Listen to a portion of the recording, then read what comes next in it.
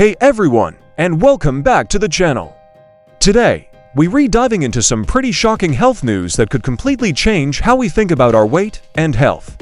A major new study suggests that the way we've been defining obesity for decades might be all wrong. And this isn't just a small adjustment. It could mean that nearly 70% of adults in the US actually have obesity. That's a huge jump from the current estimate of around 40%. So, what's behind this massive change? For years, the go-to metric has been the body mass index, or BMI. You've probably heard of it. It's a simple calculation based on your height and weight. But here's the problem. BMI doesn't tell the whole story.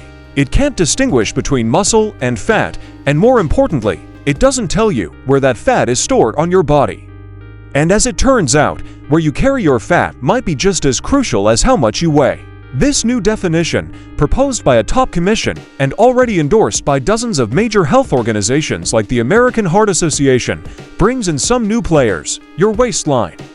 Specifically, it adds measurements like waist circumference, waist-to-height ratio, and waist-to-hip ratio into the mix. These measurements give a much better picture of abdominal fat, the kind that hangs around your midsection and is strongly linked to a higher risk of serious health problems. Researchers at Mass General Brigham put this new definition to the test.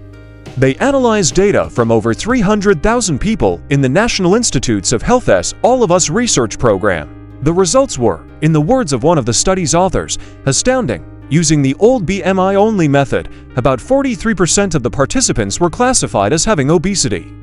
But when they applied the new, more comprehensive criteria, that number skyrocketed to nearly 69%. So where did this massive increase come from?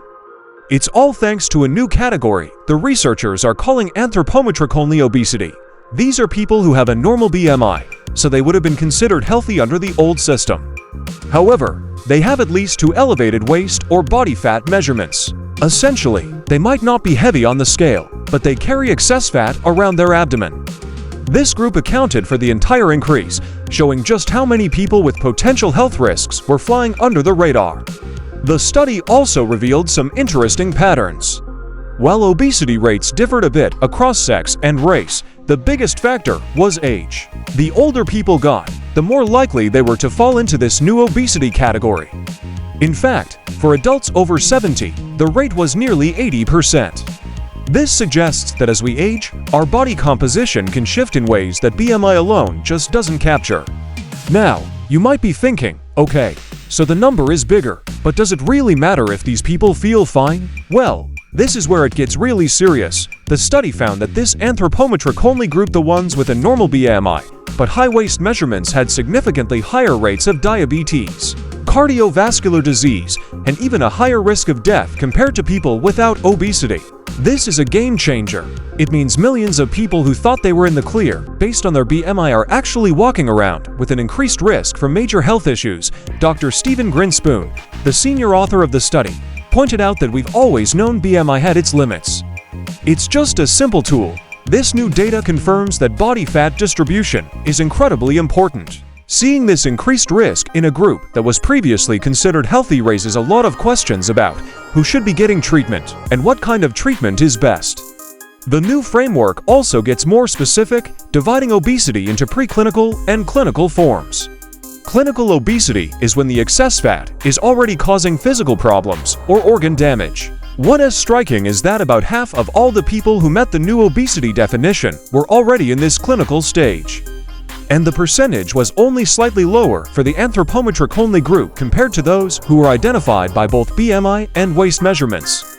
This tells us that abdominal fat, even without a high overall weight, is a powerful driver of disease. So, what does all this mean for you and me? First, it is a powerful reminder that the number on the scale isn't the only thing that matters. It's a call to pay more attention to our body composition. As Dr. Lindsay Foreman, another author of the study, said, body composition matters. It's not just pounds on a scale. A simple tape measure to check your waist circumference could give you valuable information about your health that BMI alone can't provide. This research also opens up a whole new direction for medical treatment. If we can now identify this previously hidden group at risk, we can be more proactive. Scientists are already exploring therapies aimed specifically at reducing waist circumference and abdominal fat. The next step is to figure out which treatments will be most effective for this newly defined population. It could lead to more personalized and effective strategies for preventing diabetes and heart disease. The bottom line is that our understanding of obesity is evolving. It's becoming less about a single number and more about a holistic view of our bodies.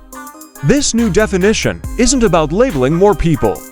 It's about identifying risk earlier and more accurately so we can take action to live longer, healthier lives. It emphasizes that health is complex and we need to use all the tools we have to understand it. What are your thoughts on this? Does this new definition change how you think about your own health? Let me know down in the comments. It's a really important conversation to have. Thanks for watching, and if you found this information valuable, please give this video a like and subscribe for more deep dives into the latest health and science news. See you in the next one.